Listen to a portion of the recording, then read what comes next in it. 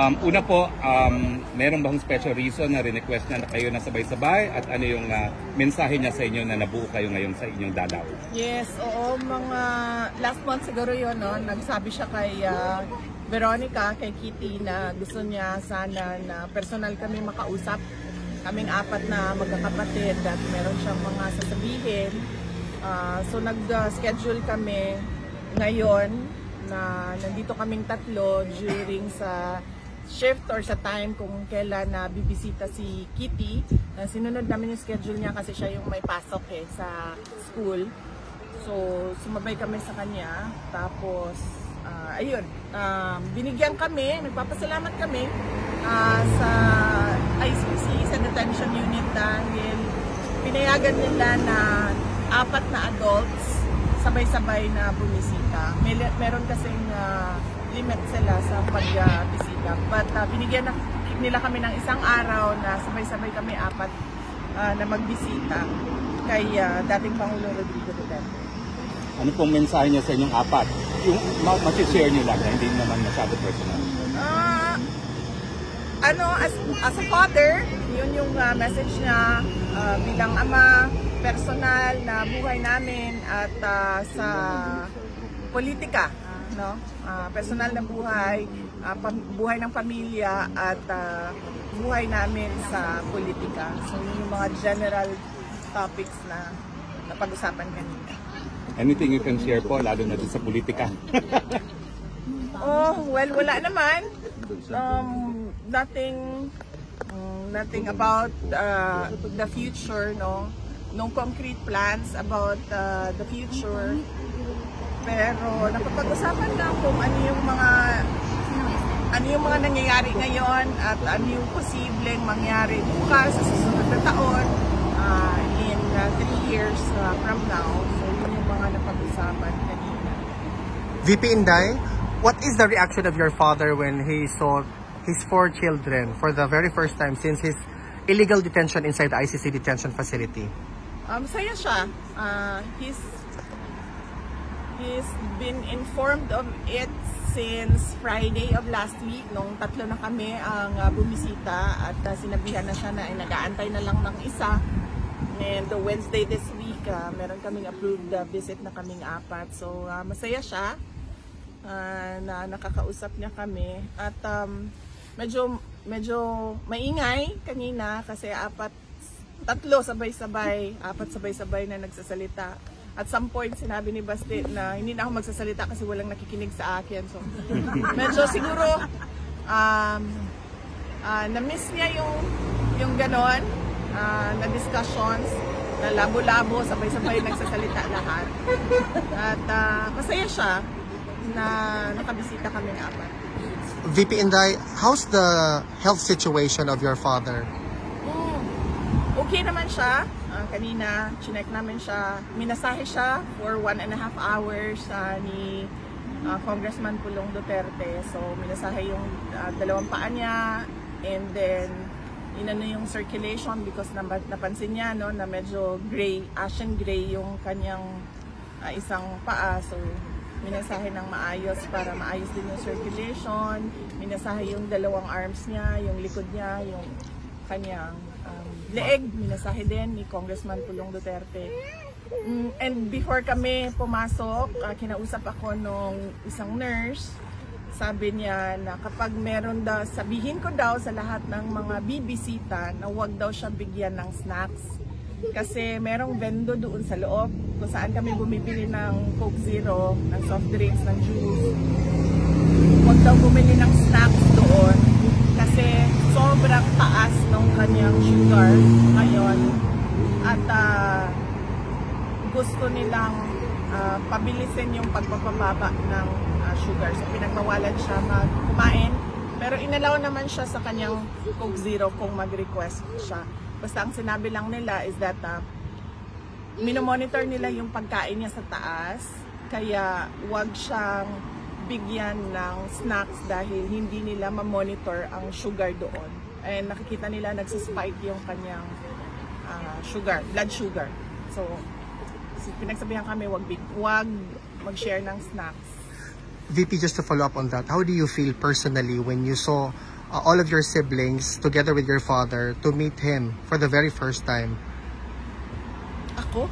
Together with all of your siblings. Yes, personally, VP, sa'yo. How do you feel? Hindi ko naisip yun First time pa natin na apat na since birth. Sa pagbisita, VP. Wala akong feelings. Hindi ko naisip yun. Pero ang sa akin lang is that kung ano yung makapagpasaya sa kanya, yun ang gagawin. So, nag-request siya ng personal na pagkikita na kaming 5. So, binigay namin sa kanya yun. Thank you, VP. VP, first time kasi na nakapanayam kayo since the dismissal of the impeachment, no? Ano yung naging reaction niya and any advice si Tatay Digong sa inyo now that impeachment was dismissed, although there is a pending MR? Tagal na nun Wait na. Na-inform mo siya, diba, no? Oo. I think, ano sinabi? Hindi kasi na-discuss yun. Ayun yung sinabi. Extremely proud. Hindi kasi kami nagkausap nung dismissal ng impeachment.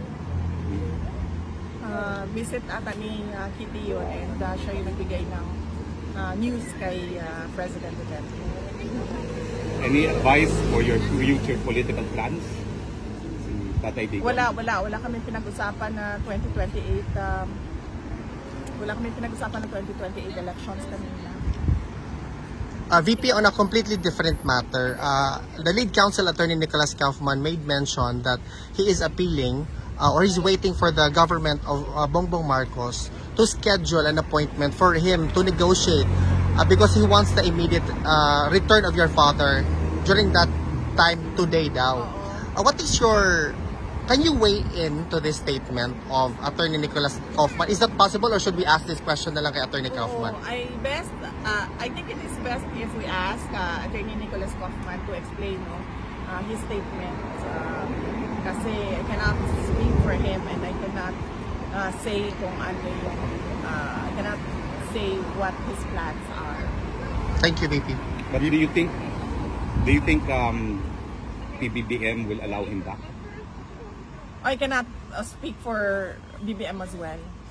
CIA, siguro tanungin mo? CIA. VP, ngayon lang yung nagdemanda si Yorme, Mayor Isko, kay Congressman Chua regarding sa mga flood control. What's your opinion at saka would you encourage other mayors na i-demanda yung mga congressman nila na mayroong mga palpak o ghost projects? Yes, oo. Trabaho ng trabaho ng Commission on Audit na mag-imbestiga kung meron silang makita na anomalya sa mga projects. So based on their audit or based on investigation sa DPWH, kung hindi man dahil sila yung iniimbestigahan based on NBI or the special committee ng DOJ na mag-imbestiga, dapat talaga pagpanagutin yung mga public officials at yung mga contractors ng ghost projects at ng substandard projects dahil delikado yun sa mga mamamayan. At saka huwag tayo tumigil sa flood control projects dahil noong 2024, last year, nagsabi na ako, sa school building program pa lang ng Department of Education, pinaghati-hatian na ng members of the House of Representatives, pero walang nag-react. Hanggang ngayon, walang nagsasalita, walang nag-iimbestiga.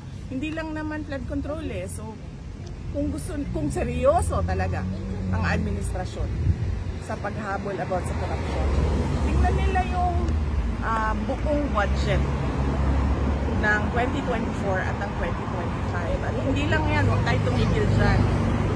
Sagutin yung mga blanco doon sa budget. Madami pa tayong questions. So, hindi lang flood control. Lahat. Since ma'am you have information dun sa dati kayong DepEd Secretary, are you willing to appear sa Senate hearing ni Marcoleta para ibulgar itong mga humingi sa inyo noon ng proyekt ng parte sa DepEd? Hindi naman sila humingi ng parte sa amin eh. Kasi diretso nilang kinuha yung budget.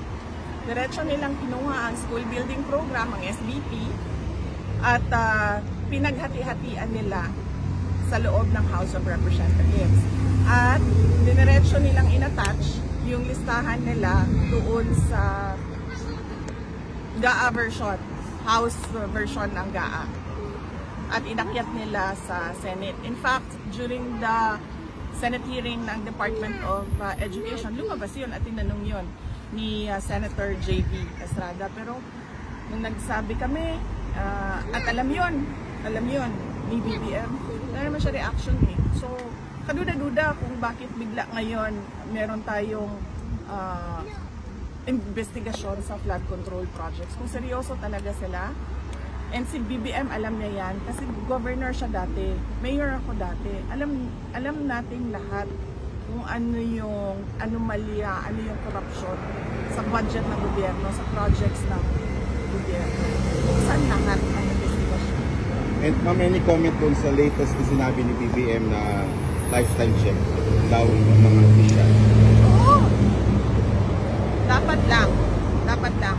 At hindi lang yung elected public officials ha, pati yung mga appointed public officials. At hindi lang yung mga yung on the surface na sasabihin natin kung ano yung nakalagay sa salin. Dapat deep dive kung sino yung mga dummy. Ilabas yung mga dummy ng mga public officials.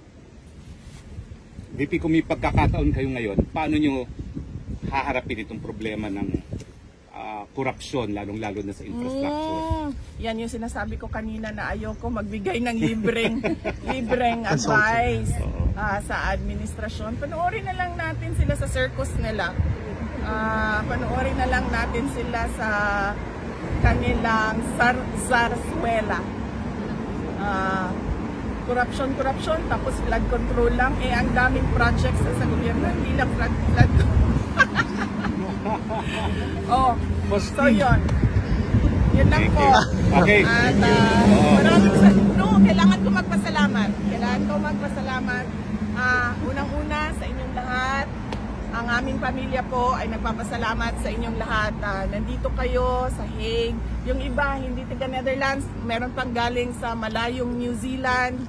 Napakalayo na lugar. Pumunta dito. Papasalamat kami. Dahil unang-una, sigurado kami, yung dasal ninyo araw-araw, ang laking tulong nun sa sitwasyon ni dating Pangulong Rodrigo Duterte. Yung pagpapakita ninyo ng suporta sa kanya, kanina na-mention, nabanggit sa kanya yung mga tao na nandito, yung mga personalities na nandito. We mentioned you, and then he smiled kasi ano daw, noong nasa Davao siya, nanonood siya ng mga content at mga vlogs mo. So, nagpapasalamat siya at nagpapasalamat kami lalong-lalo na mga anak niya sa tulong ninyo sa kampanya at sa tulong ninyo sa dasal ninyo at sa pagpapakita ninyo ng support sa Pwede ba ho si Anton SMNI? Yes. Last question. Ayoko na magbigay ng libreng legal advice. Ayoko na magbigay ng libreng legal advice at professional advice sa administration ha. Dahil wala na tayong aasahan sa administrasyon na ito. 2028 daw. Sa September 23, ano ba yung aasahan daw ng mga Pilipino? Wala pa tayong, antayin na lang natin no, ang announcements ng defense team ni dating Pangulong Rodrigo Duterte. Pero ang pagkakaalam ko ay meron tayong pagtitipon sa 20 at 21. Yes. 20, 21, 22. Actually, ma'am, it's from 19 to the 24th. 19, 20, 21, 22, 23, 24. Okay, 6 days. Okay. September. So merong pagtitipon ang mga Filipinos dito sa The Hague, September 19 until September 24. 26 yan. So, yun yung mga mangyayari. Sa We will also Puerto have the Sala. exhibits, ma'am, also. We will reinstall the exhibits that Yes. doon sa Lanpan Open. Okay, sige. Okay, sige, sige. Okay. All the exhibits. Maraming salamat Maraming salamat sa suporta ninyo. And sa 20 and 21, meron din sa Japan. Malaki yung hinanda ng Filipino community sa Japan, September 20 and 21. Napapasalamat kami na hindi kayo bumibitaw. Yes. Maraming salamat. Hanggang sa dulo. Hanggang sa dulo. Ang tanong, malaki rin ba dito sa Netherlands? Malaki rin ba? Sigurado kayo? Thank you, VP. Salamat. Mami, oras ba for picture?